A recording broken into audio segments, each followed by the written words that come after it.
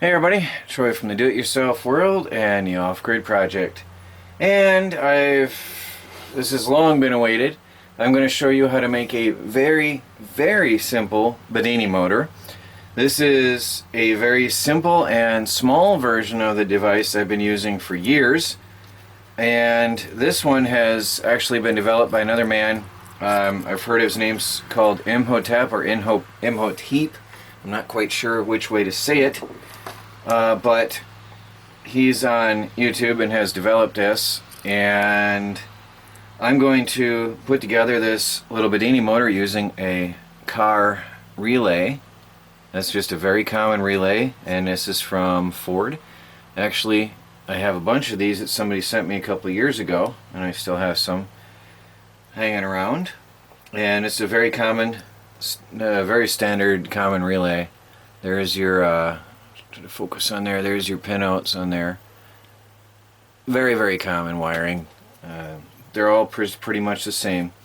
So we have here is the these two pins, 85 and 86.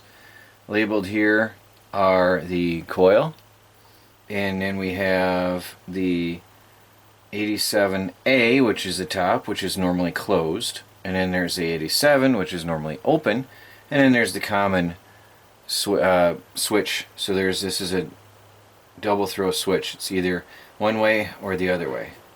And at rest, this one's normally connected, and that's the pin we're going to use today, the one labeled 87A. Okay, so I'll explain this as we go. Now, first I'm going to take some screws and I'm going to fasten down a terminal strip here to make our wiring easy. We're going to try to make this simple for everybody. So I'm going to go ahead and screw that down, and as I set this up, you don't have to watch. We'll be back in a minute. Before we get too far, let's talk about the parts needed for this. The circuit is in the background. Very, very simple. You need a car relay, you need a terminal strip, you need a couple screws to mount it, and in this case a piece of wood for a nice little background or backing. Normally you'll have a mounting hole in that, so you could screw that to the board. I don't, so in this case I've got some zip ties to mount it to the board, and a 1N4007 diode. And don't fear, don't stress, any of the parts that you may need I will have sourced on my article. So go ahead and look at the doityourselfworld.com/articles, and actually I'll have the link in the video description below and in the comments, and so you can go ahead and go see the parts. I'll have it all laid out, so you just click order everything you need. So some wire, connecting wire, various colors might be helpful. When I get to the battery terminals I will use a red and a black, but for all the common connections I'm just using what I have available. It doesn't matter really how thick in this time. This is probably probably 18 gauge hookup wire. 12, 14, 18 gauge is fine. Some crimp-on connectors, the slide-on variety to be exact, and I'm going to be using the blues probably in the reds because they'll fit. These are, we're going to have 4 of them, I believe. Actually I'm going to have, well, I'll get a few out. There's some crimp-on connectors we'll be using here. Based on what wire size you're using, there's different sizes of crimp-on connectors. There's the 12 gauge connector, the yellow, and then the blue is like 14, 16, and then the red is 18, 20. But don't worry about that right now. Get yourself some connectors. Tools you will need is a screwdriver to mount your screws and to mount your relay if there is a screw attachment on it, like mine does not have. And a convenient little wire stripper, cutter tool, or your favorite pliers or pocket knife. And I think that covers it. We'll get going here. There is the circuit. I just printed this off the internet. It's a very common, well-known circuit Sorry, my lighting seems to be weird when I hold it in front of the camera.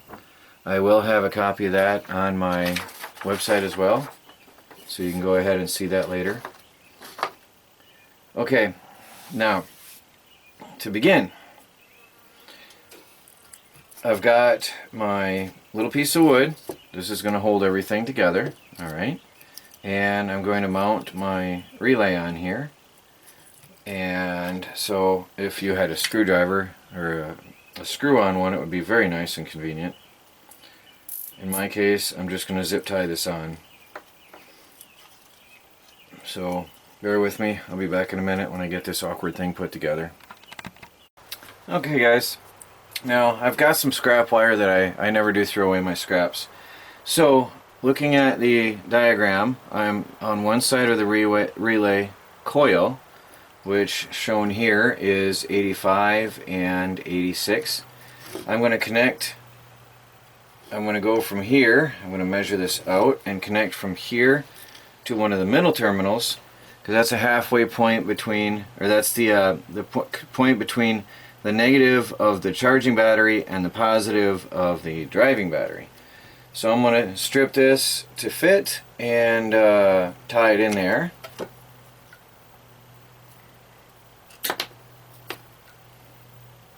So if you do have one of these nice convenient tools, that just makes it very simple. I always hit it in a couple positions around. Now I'm going to fasten it on here, right onto the relay, and then I'm going to tie it in here.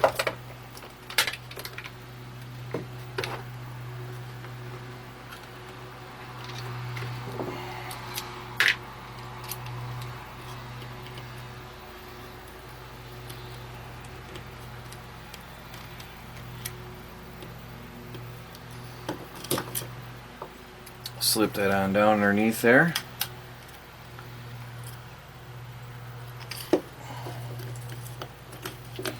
I did not tighten my bands yet very tight so that I can still maneuver this. Now again, if you had this screwed down to the board, then you have a much more better setup than I do here.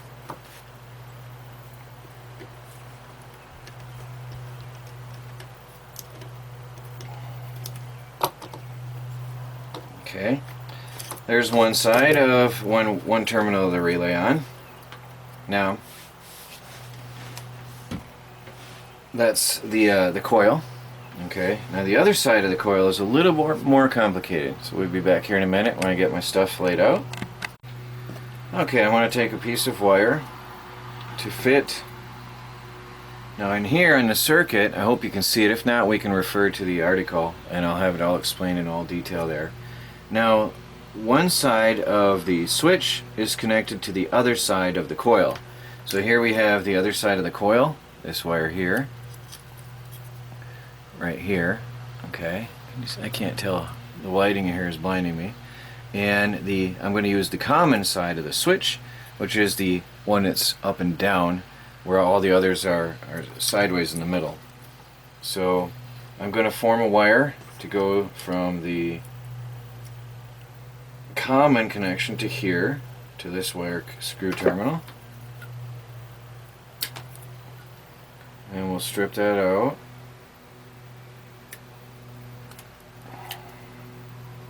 Stripping both ends. Sorry if I fade off camera now and then. It's awkward to show close-ups and far away at the same time. So I could, in my way, what I would have done is tie these all together using a clip here and a wire between the two, but I'm not going to get too complicated for you. We're going to use a terminal strip, make it nice and easy for you to understand. Alright, put one end of the wire in here. On the tool, there's a blue button or a blue dot, and that's where you put that in to crimp on the blue and crush that down nice and tight. Give it a wiggle, make sure it is indeed tight. And we'll put that down here on the common. Now I made this very small and convenient because my workshop gets cluttered easily. Therefore, I did not give myself a lot of room to work, but the relay, as long as it's functioning, should serve me well on this little board. And if I ever need to replace it, I just disconnect these little leads and put in a new relay. So I'm going to have to use a plier to get that on. It's very, very tight, this one, so I'll be back in a minute. Okay, that took, actually what I ended up doing is standing it up and pushing down with a screwdriver. That connector was very, very stiff. Now that'll go into here, in this screw terminal. But first I need to make another wire to go from here to the same screw terminal.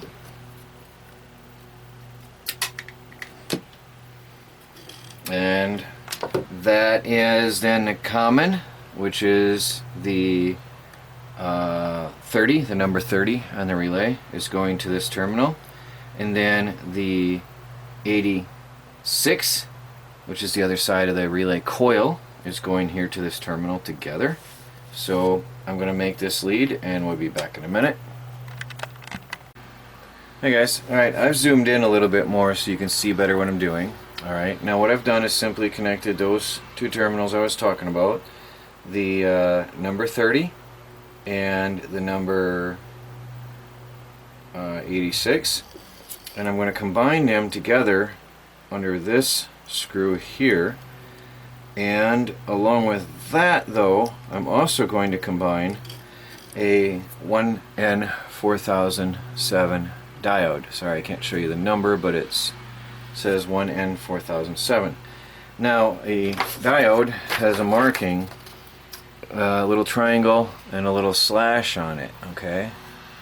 And the straight slash is the minus, the negative lead, and the bottom of the triangle is the positive lead. And on the diode, the negative lead is marked, let me see if we can focus, with a silver ring. See that? So the top in my hand here, that's the negative. So from here, according to the circuit, we want to go from this junction with these guys over to this terminal here.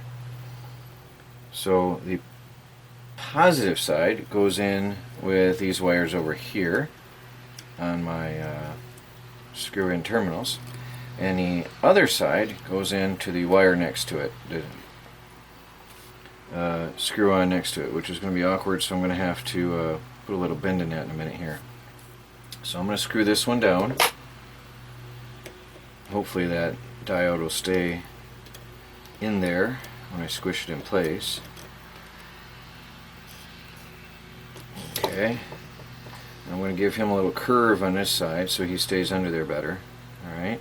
This is the positive output of the device going to the battery to be charged. Alright, now there's that, and we can make him look straight and pretty. Okay. Okay guys, now I'm going to take another clip and I'm going to make a connection from the normally closed pin of the relay, which is 87A, over to a screw terminal, which will be then the negative of the run battery. So measure my lead here, cut it, and I'll make my connection here. I'll be back in a minute. Now to show you how hard these go on, maybe this one's going to go easier for me. They've been pretty stiff. It's, yeah, you might not be able to see. I got to put quite a bit of force on there. So what I'm doing is I'm standing up my relay, and I'm taking my pliers. It's hard for me to show you as I do it because I'm left-handed. And then I force it on there all the way. I want it all the way on, okay? And then I can go in over here to this screw, put that wire into there, and tighten that one down.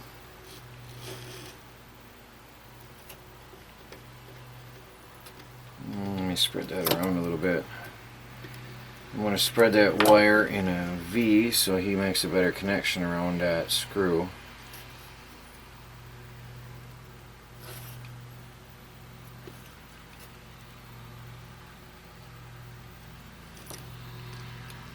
Okay, that's going to be better. Much better connection. If you have these terminals and the wire doesn't want to sit there and obey you, you can always make it V around the screw. And then you get a better connection.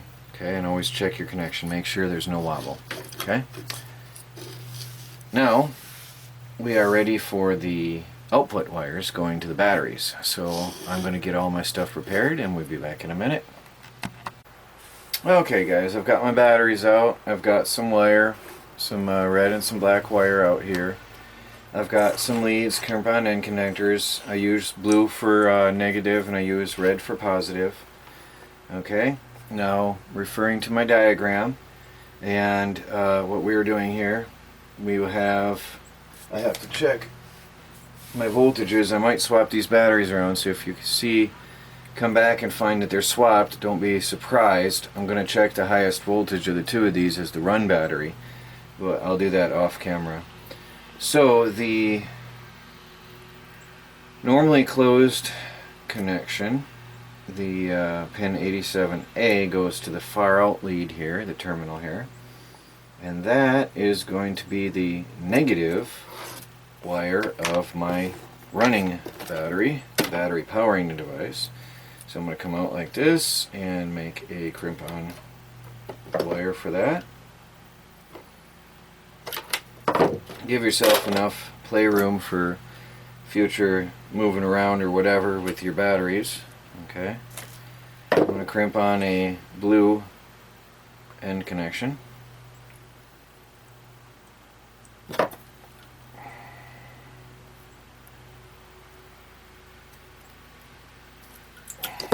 Make sure it's firm, and then we can put that on there.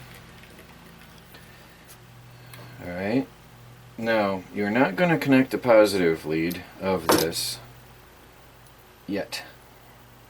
Alright, you're going to prepare it, and I'm going to disconnect the negative as soon as I have it prepared as well. You don't want to have power applied to this until after you're finished and after you have the charging battery hooked up, and I'll explain why when we're done here. Right now we're just making the leads. Okay, secure that, make sure it's firm, and disconnect it from the battery until we're done. Okay, we don't want to have any power going to the circuit until after we're done. Now, the side of the relay that goes to the middle here is going to have two wires coming out. It's going to have the positive going to the one battery and a negative going to the other. So now I have to make two more wires. One going from the positive here, and give myself room to swing around and come in here. I want a little bit of playroom.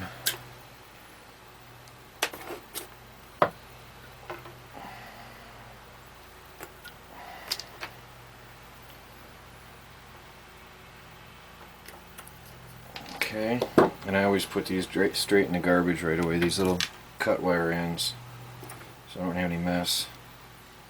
Alright, we'll put on the positive slide on terminal. Crimp that guy down nice.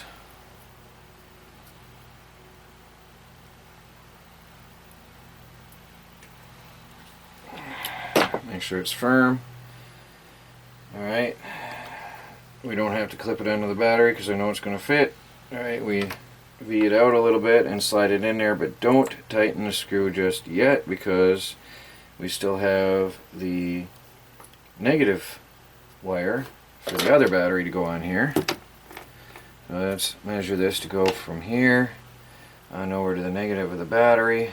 A little bit of flex room for playing around later, for moving things around. Strip both ends of the wire. Okay. Now I give a little twist to the lead that's going into the crimp-on connector so it slides in without snagging. Okay. And put that in the one marked with blue. Tighten it nice and tight. Make sure it's firm. Split that into a V so it goes around that terminal better, that screw. And we slide him in there, alright, along with the other one. Now we can tighten him down, putting pressure, inward pressure on him as we go. Sorry, I know you can't see exactly what I'm doing right now. I'm pushing a wire down with my screwdriver to get in there better. Alright, tighten that in there. Alright, they're both in there secure. Okay. Now, I have to make the positive output of the battery to be charged. That wire, I should say. And we'll string it out here. And I'll go ahead and make that wire and we'll be back in a minute. Okay guys, there's all my wires. Now, double check your connections before you do anything. And it is a very good practice because I discovered that the middle connection on here is 87A and the upper connection is 87. You want the 87A, the one is normally closed. So I just switched it over. Really hard to read those, so you might want to use a magnifying glass, those of you that have imperfect eyesight. So just to let you know, I moved the connector off of this one and to the middle one. So again, double check your connections with the circuit diagram. I will put this circuit up on my website with numbers on the relay connections and a photo, well, multiple photos showing you how everything goes. Okay, now I'm going to get my voltmeter and I'm going to get voltmeters, I should say. I'm going to have one on the battery that's running the system and one on the other battery that's being charged. Right now I'm going to find out which battery is the stronger of the two. This one is 11.24. Now granted, these batteries I am restoring. That's 11.73. So this is going to be the battery that will power the device. These are batteries that were at 0.5 volts when I got them, just so you know. So that's why I said don't be surprised if I switch these around after measuring their voltages. Now I'm going to get some jumper wires and connect this meter onto this battery. And I got another meter I'll hook on this battery so we can see put all my tools away, so we can see the charging and discharging of the two batteries for comparison. Now, what we want to do first is hook up the charging battery first. If you do not connect the charging battery first, as there is no protection in place at this time, you could damage your relay.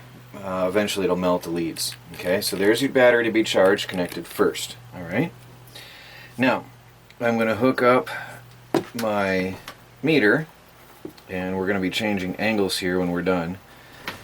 Get two jumper wires and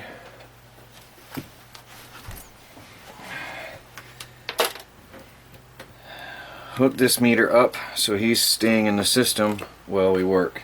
Get this lead out of the way so it's more safe. Hook that one onto here if I can get room under there.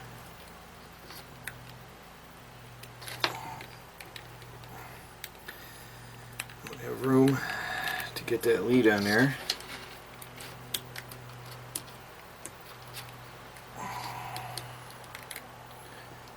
Alright. And I'll do the same to the other, and then we'll be back in a minute. Okay, guys?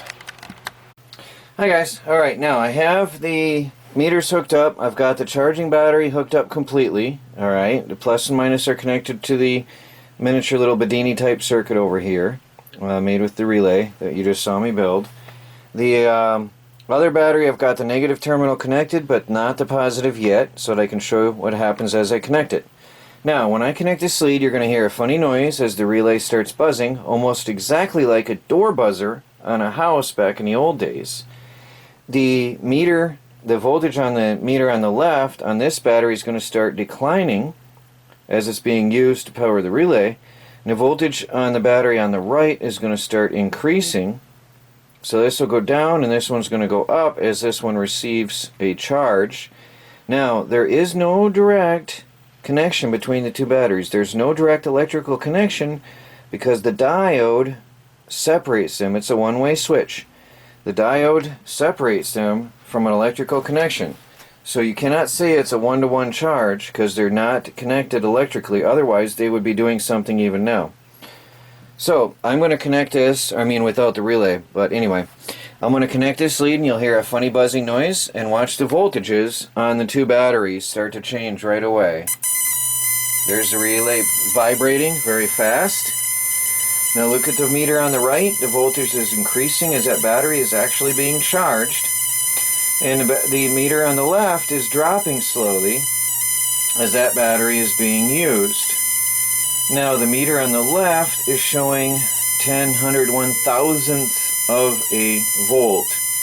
So it may appear to be changing more rapidly, but it's not, because here you're seeing tenths of a volt, 10/100ths of a volt, and here we're seeing thousands of a volt in change. So with time, you could watch these and see I've already raised a couple hundredths of a volt and I haven't even dropped one over here. So this is already starting to charge faster than that what is being discharged. Now you can leave that running for days. That's odd, it made a different sound.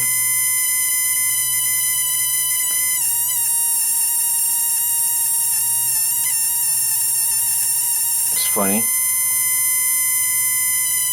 I haven't done this in years. Oh, so I didn't make such a nice looking one as I've got now. So there you go, guys. The very simplest possible Bedini type radiant energy charger.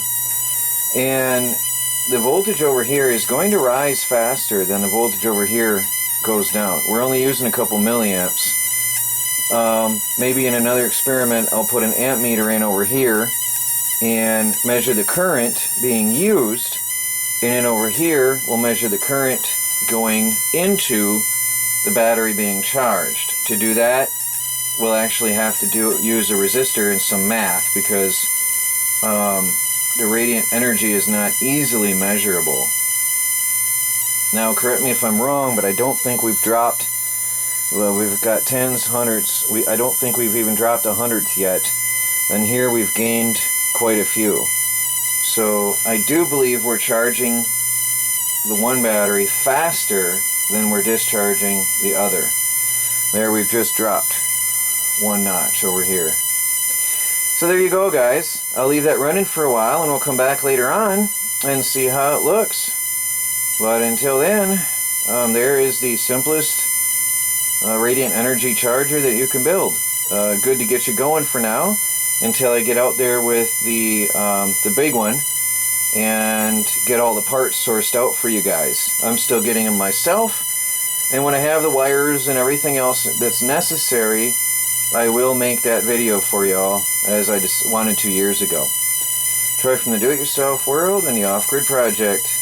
Very simple radiant energy battery charger, and it will desulfate the battery as it charges with time. So we'll be back in a little bit and see how these meters look and how these battery voltages look. Hey guys, time has passed. Hour and a half, I don't know. This isn't a super fast charger, but it does demonstrate the radiant energy charging. We have 11.37. It's wanting to switch over to 3.7. On the battery being charged, 11.64 on the battery powering the device. And I can leave this running on for days like this. So it's, like I said, it's a very small, very simple instructional device. It will restore lead acid batteries of small size with time. Now, an interesting thing is I can switch out. I have a tiny little 6-volt battery that I'm going to hook up and run this with. So let me hook that up and we'll be back in a minute here. Now there you can see 6.46 volts on the battery that's running the device. And over here I've come down a little bit because I switched over and the battery settled in voltage. We're down to 11.35, so it's not taking as much a charge. Oh, it dropped a little. Oh, it's going up. Going between 11.4 and 11.5, so it's just rising up. Anyway, the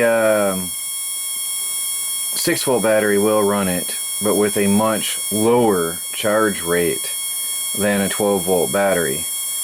And it'll take way much longer to charge the 12-volt battery using this device on a 6-volt. And the reason being that the spikes of energy coming out of the little relay are directly related to the collapsing field of energy. Each time the relay makes contact, this battery is allowed to energize the coil, okay, and when that happens, then the relay arm is drawn over, disconnecting the contact, which then disconnects the battery from the coil. The collapsing field then goes through the diode over to charge this battery over here. Now, with 6 volts, you don't have as much energy going into the coil, so you have less energy collapsing and coming out than you would with 12 volts. And if you put on 24 volts, you'd have an even larger field going into this battery over here. But what I wanted to show you is that it actually works on a 6-volt battery. That it actually does work. So there you go, guys. There's a very simple radiant energy charger. And again, check out the link in the comments and check out the video article. I'll have photos and I'll have all the details over there. So check it out, guys. Troy from the Do-It-Yourself World and the Off-Grid Project.